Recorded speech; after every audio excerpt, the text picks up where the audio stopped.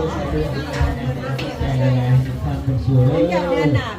มาร่วมเป็นโฆษณาเป็นกุศลในครั้งนี้ขอจงเป็นจำนวน$40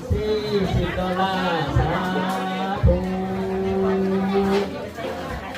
แล้วก็ขออุปโภคนาด้วยนำครอบครัวทางคุณรองอิทธิราชในห่วงอุปโภคนา$100สาธุแล้วก็ขอความตั้งใจด้วยนำครอบครัวของนายพรไทยเพราะทางเราช่วยดาราในห่วงอุปโภคนาในงานบุญครั้งนี้เป็นจำนวน$50สาธุขอบคุณใจด้วยนำครอบครัวของแม่ออกคนรักยอมเป็นสุขีหรือว่าเป็นโมทนาเป็นจำนวน$20สาธุแล้วก็ขอพวงโมทนาด้วยนำครอบครัวแม่แก้วพระรักษาได้ว่าพวงโมทนาเป็นจำนวน$50สาธุแล้วก็พวงโมทนาด้วยนำแม่ขาวไทยภูพระองค์เป็นว่าพวงโมทนาเป็นจริงไม่เป็นจำนวน$108สาธุพวงโมทนาด้วยนำแม่ขาวไทยบุญพระใจสนเป็นว่าพวงโมทนาเป็นจำนวน$110สาธุขอพวงโมทนาความขอบใจนำครอบครัวของแม่เสียงพ่อองค์วิสัยได้ร่วมโปรโมทนาในบุญครั้งนี้เป็นจำนวน$100สาธุสบายดีแล้วก็อุปโมทนาด้วยนำครอบครัวของพ่อสีพันธ์แม่บัวบานกรวงได้ร่วมอุปโมทนาเป็นจำนวน$100สาธุอุปโมทนาสาธุสัพพิติโยโยสุขโตโตโยเตภาวะวันจาโยสุขเตจายโยสุภาวะอาภิวาทนาสุขเตมิเตตัปปะจานิโกยัตตาโลภะภาวะทัพเตอายุวันโตโสภังภาลังสาธุโอเคขอบใจเด้อ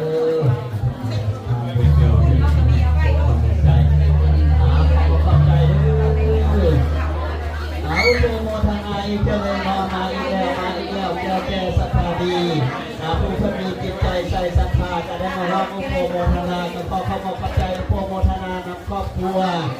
พ่อสมพรแม่รัศมีดาราเพชรในห้องอุปโมทนา$50สาธุก็เพื่ออุปโมทนาด้วยนำครอบครัวทำจันทร์อุดรอุปโมทนาด้วยนำครอบครัวของแม่คำตันโยนาลาในวังอุปโมทนา$100สาธุอุปโมทนาเป็นครอบครัวของแม่เป็นผู้กับมีวิทยาชัยในวังอุปโมทนา$100สาธุอุปโมทนา$60สาธุ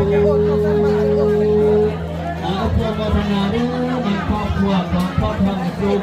ในดวงตาที่สุขในอุปโมทนาไม่ได้เป็นได้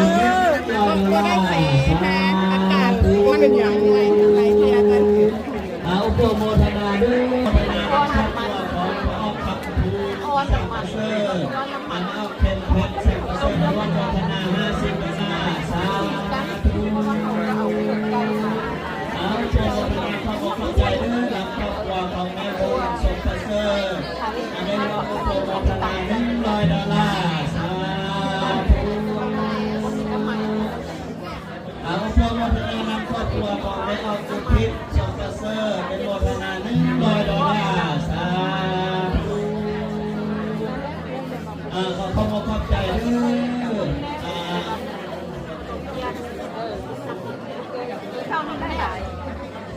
ขอความขอบใจอุปโมทนานำครอบครัวของพ่อบุญนิตในวันอุปโมทนาเป็นจำนวน $60สาธุขอโปรโมทนานำครอบครัวของแม่ครอบครัววันพันเสนาได้ว่าอุปโมทนาวัดดาวพระวัน$100และก็อุปโมทนานำวัดดาวพระดาเมืองพิษณุโลก$50สาธุอุปโมทนาด้วยนำครอบครัวของแม่อองแดงสาได้ว่าอุปโมทนาในงานบุญในครั้งนี้เป็นจำนวน$50สาธุแล้วก็อุปโมทนาด้วยนำครอบครัวของแม่อองอรวรรณจงประดิษฐ์พร้อมกับครอบครัวได้ว่าอุปโมทนาเป็นจำนวน$50สาธุอุปโมทนาขอบใจนำยาพรผู้พักสมุน